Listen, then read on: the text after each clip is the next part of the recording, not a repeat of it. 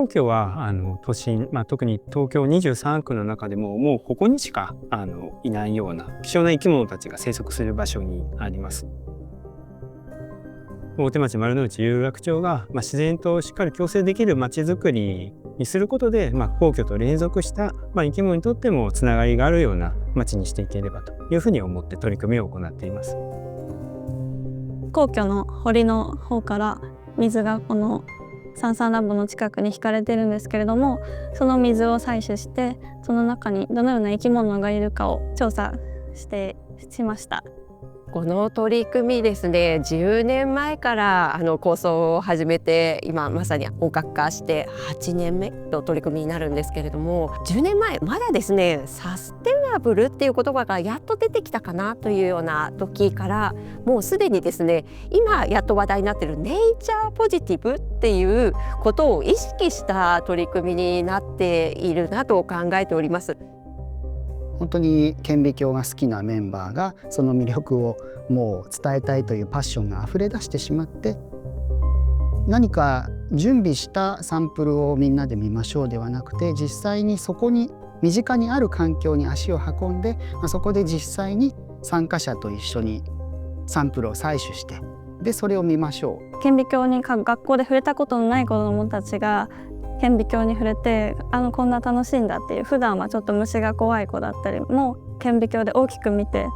ライトに当てて綺麗な姿を見ることで可愛いって言ったりポジティブな感情になってくれて、目ではなんか水を見てもいやこれただ水しかないなって思うのもあるんだけど、でも実はよーく見てみるとちっちゃい生き物とかがいて、でそういうのがすごいなって思いました。ちっちゃい生き物だとなんか小型の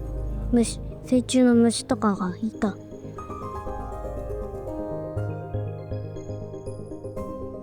お子さんは我々もですね、さまざまな子どもたちへの普及啓発活動というのには力を入れているんですけれども、こういった取り組み自然と触れ合いの場っていうのを、提供できればいいなと今力を入れているところでございます。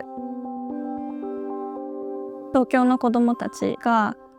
いつもはあまり見ることのできない生き物を観察することができたり、自然と触れ合っていてとても楽しそうにしている姿を見て、私が幼少期に体験していたことがどれほど貴重で豊かなものだったのか、それを次世代につないでいく活動っていうのがどれほど大切なことかっていうのを実感するようになって、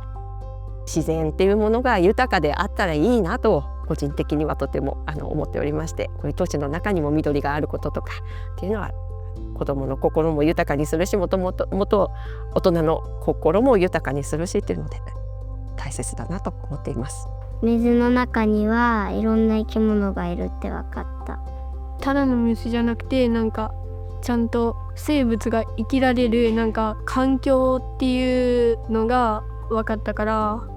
もうちょっと水を生物がいるんだって分かったから大切にしていきたいです。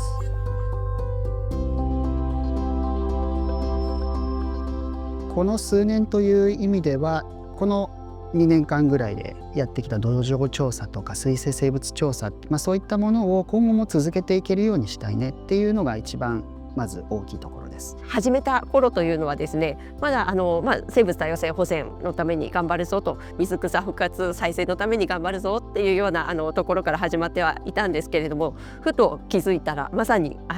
今こうしていかなきゃいけないと世界で言われているネイチャーポジティブに資する取り組みだなということを改めて認識しておりまして、この取り組みが日本の世界の取り組みのお手本になるといいんじゃないかななんていうことも考えております。